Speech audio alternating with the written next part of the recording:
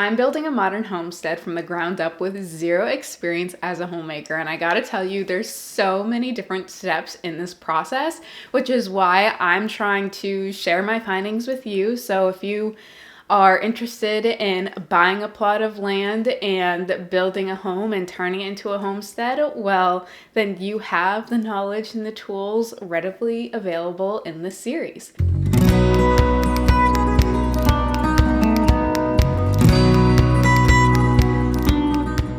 Hi, my name is Katie, and this is the May update, the third one that I've done.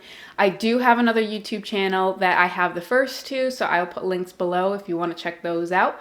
But without further ado, let's jump in. So one of the first things that we accomplished this month was getting builder's insurance. Now this type of insurance is called dwelling under construction. It didn't take too long to file and get. It took about, I'd say like a couple weeks.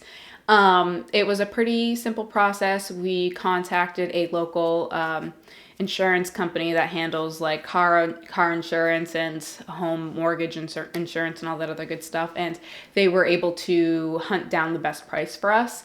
Part of me kind of wishes, just like if you have at least 5 acres and sell so much from the land, you can get a discount for farmers. I forget what it's called, but I know it's a thing.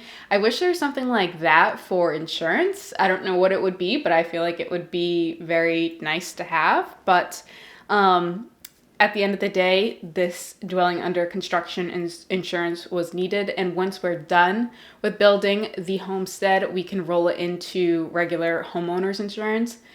And so after we filed that, we ended up filing for our builder's permit. We needed several different reports or items to be able to do so. One of them was filling out the actual permit and paying I think it was $1,300 to file it, the fee portion.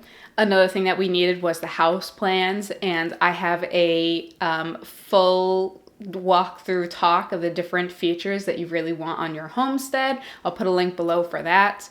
Another thing that we needed was the window and door schedule. We ended up going with Matthew Brothers because I guess Matthew Brothers is the best brand, especially for New England, where we do have to consider weather for the HERS rating. Another tip that I would give you if you're building a homestead is to make sure that you have, at least on the first floor, windows on all sides of the house. And I say this because you want to make sure that you can see what's going on outside. If you have livestock or a garden, if there's predators that come, you definitely want to be able to keep tabs on what's going on around you. So I would highly recommend having windows on all sides of the house. But again, we needed the window and door schedule to be able to file for a builder's permit. We also needed the HERS report, the first portion of this. You should get this from your HERS rater. In addition to that, we also needed the different structural calculations, like for the trusses and for the LVLs. You'll get this at the lumber yard that you're ordering your material from. They should be able to put this all together for you and make sure that it's stamped as well. That's also very important. We also needed a well report. Now, for the well report, there's 2 different reports that you get. We only needed the first one to be able to file for the builder's permit. This is basically proving that you actually have a well. The second report we'll need later on when we are filing for the occupancy. That is the report that tests the water and makes sure that it's drinkable and it doesn't have any contaminants in it. On a side note, conservation came back weeks ago and they want us to put a recharge system in. This is essentially like a second well. We're kind of a little perplexed. I don't know if it's a new code or something that they're trying to initiate more, but we are under the impression that this is something that's just done for commercial, not necessarily residential, but again, maybe it's just a new code and that's why we're required to have it. Like I said, it's basically a second well. It's meant for drainage. It collects rainwater and then distributes it throughout the land as far as my understanding goes. And I mentioned in a earlier video that because our well doesn't have the greatest rate per minute, it would be nice to collect rainwater and I can use that to water our garden on the homestead. And it got me thinking, seeing on how we need to spend nearly $5,000 to install this, maybe we could possibly tap into it somehow, collect the rainwater because that's already being collected, and use that for watering the garden. So that's something that I'm definitely going to be doing more research on. If you know anything about it, drop it below in the comments. I would love to hear it, and it would definitely help me in my research. But it's definitely something that I am like, like if we're going to be spending this money, I might as well get the most use out of it. The last two things that we needed was an approved and stamped septic plan. This was done earlier in the process. I talk about it in this video. And then lastly, our driveway permit. My in-laws, they originally had the property and they filed this a while ago anticipating to build, but they never ended up continuing with the build. So this was already filed for us, which was nice.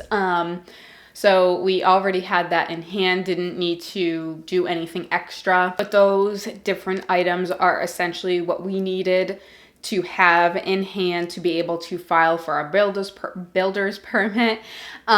We are still waiting to hear back from them currently. They did come back with a couple of things that we needed to address on the plan, so we're hoping to have that by noon today, and then we will give them the updated plans. The town has 30 days to be able to approve or disprove, whatever, not allow the builder's permit. So next week, I believe, is the 30-day mark. So we're definitely hoping by the end of next week, we will hear some really good news. But again, like, we need to file a builder's permit to be able to continue forth with anything else that we do in the building process. What we didn't need a builder's permit for was putting in the driveway, and that is now officially complete. It didn't take long. Honestly, the most time-consuming part of it was just waiting because it's been so rainy here where we live. But other than that, the different people that we hired did a fabulous job, and it's really exciting to see it come together. And I talk about in one of my videos the importance of making sure that you are choosing a good place to put either the driveway or the home, depending on the layout of the land, if you will, what areas get the most sun. So I think the area that we chose for the driveway is going to be a good one, especially where we plan on putting the house. But that is something that we accomplished in May, and it's nice to see, like, okay, like, check this off our list. The driveway is in. The second to last thing that we are accomplishing or try to accomplish in May for this homestead build is just simply getting more quotes and then lining up different contractors.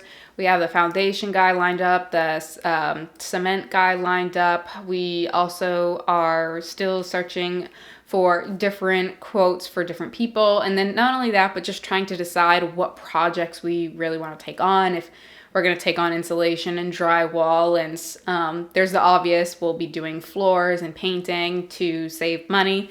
But just making all of those decisions on where we want to save money and where we want to put sweat equity versus where we're just like, nope, like, this is beyond anything that we can do. We're just gonna pay someone to do it. So that is definitely something that we've been working through, and slowly but surely we're getting further along. We are also almost ready to order the windows and trusses.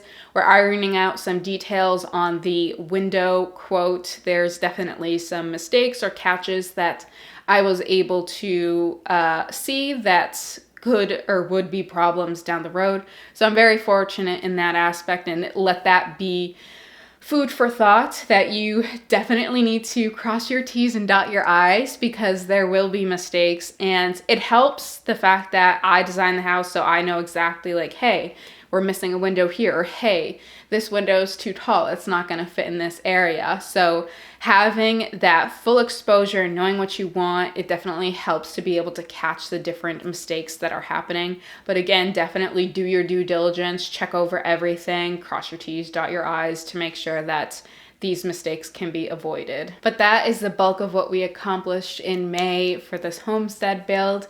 Our goals for June is to hopefully get an approved builder's permit and then start the site work on the house. Start digging out the hole that the foundation and the basement essentially is going to go into. And then also the site work and installation of the septic. That is also something that we hope to finish in June. After that, then getting the foundation in and then the framing, and just keep on keeping on. But that is all I have for you today. I really hope you enjoyed this walk along episode in this series. Please hit that subscribe button if you want to follow along and see the updates that are to come. It is a very exciting process, and it is also very tedious. There's a lot of project management in the role that I guess I'm coordinating, trying to get everything done, getting all the ducks in a row, if you will, but it is definitely going to be worthwhile. But until next time, I will see you then. Bye.